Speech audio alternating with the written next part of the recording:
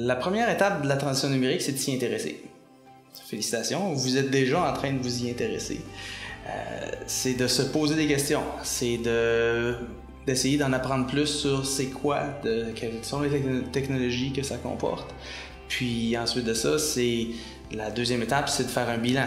Et ça nous enligne vers la troisième étape, qui est de faire une planification stratégique numérique pour identifier justement quelles sont les cibles que vous voudriez atteindre et en même temps, comment y parvenir. Quelques exemples de technologies en transition numérique sont comme par exemple l'implantation d'un tableau de bord pour savoir ce qui se passe en temps réel dans votre organisation, tant au niveau opérationnel que financier par exemple.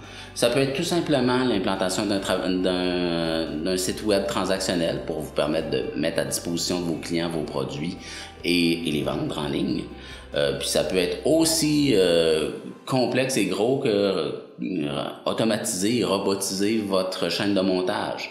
On va à plein de niveaux finalement dans la transition numérique.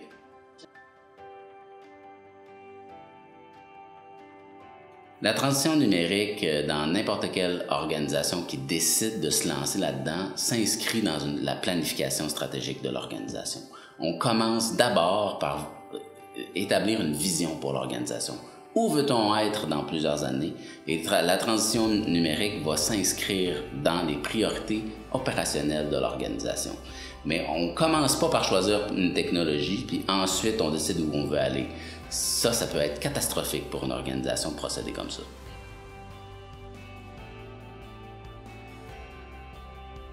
Comme entrepreneur, vous n'avez pas besoin d'avoir une expertise pointue dans votre organisation pour commencer une transition numérique.